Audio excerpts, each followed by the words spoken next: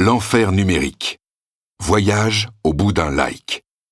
De Guillaume Pitron, lu par Jean-Philippe Renaud. Géographie d'un like. Et plus précisément, un détour par Montréal, où nous nous rendons à l'automne 2020. Une tempête de neige vient de s'abattre sur la capitale économique du Québec. Gommant les trottoirs, un duvet virginal et glacé adoucit les pas des passants et étouffe les bruits de respiration. On marche prostré comme si le froid accroissait ici la force de gravité. Pendant ce temps, un luxueux hôtel du Vieux-Montréal accueille l'une des conférences phares de l'industrie numérique, le Digital Infra Montréal.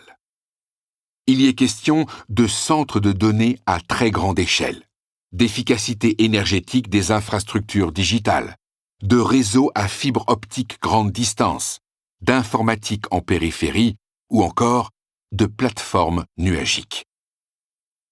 Avouons-le, ces mots n'évoquent rien à la majorité d'entre nous. Et pourtant, sans eux, le quotidien de milliards d'humains serait bouleversé. La preuve, nous ne pourrions plus envoyer chaque jour des milliards de likes, le fameux pouce en l'air, sur Facebook, YouTube ou LinkedIn. Vous en mourriez d'envie? Vous l'avez fait. Pour entreprendre votre charmante collègue de travail, vous avez liké une photo de son profil Facebook. Or, pour parvenir jusqu'au portable de l'être aimé, le like a voyagé à travers les 7 couches de fonctionnement d'Internet.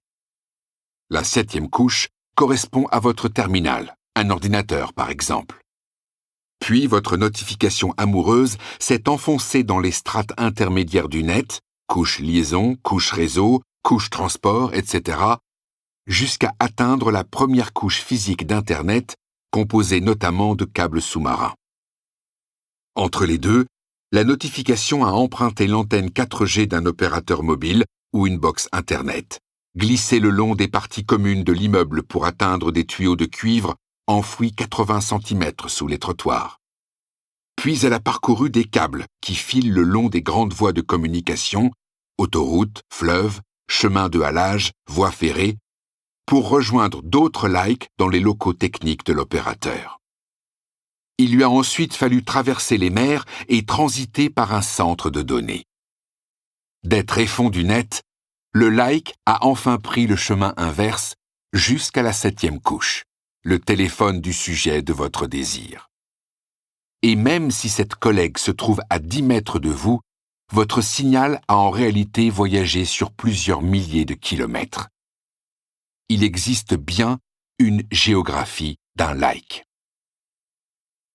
Pour réaliser des actions aussi impalpables qu'envoyer un email sur Gmail, un message sur WhatsApp, une émoticône sur Facebook, une vidéo sur TikTok ou des photos de chatons sur Snapchat, nous avons donc édifié, selon Greenpeace, une infrastructure qui bientôt sera probablement la chose la plus vaste construite par l'espèce humaine, composée de matière et consommant de l'énergie.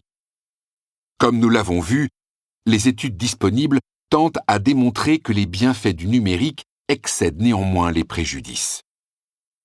Jusqu'à ce qu'un rapport très fourni, publié en 2018 par le think tank The Shift Project, ne mette les pieds dans le plat. La transition numérique telle qu'elle est actuellement mise en œuvre participe au dérèglement climatique plus qu'elle n'aide à le prévenir, affirment ces auteurs. Et le risque que le numérique aboutisse à une augmentation nette de l'empreinte environnementale des secteurs numérisés est donc bien réel. Alors, qui croire? D'un côté, les universitaires et les ONG soulignent la partialité des études conduites par les industriels.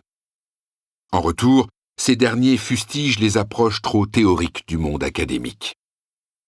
Nous n'avons ni le temps, ni l'argent, ni les données pour vérifier les études réalisées par les industriels sur le numérique, admet d'ailleurs une chercheuse sur les questions numériques, Anne-Cécile Orgery. Beaucoup de gens donnent leur opinion, très peu de recherches ont été conduites. Et finalement, personne n'en sait rien, résume Mark Acton, spécialiste des data centers. Une chose est néanmoins certaine. Les décennies de numérisation de nos sociétés sont aussi celles de la plus forte augmentation de notre empreinte écologique, soulignent les chercheurs du Livre blanc numérique et environnement.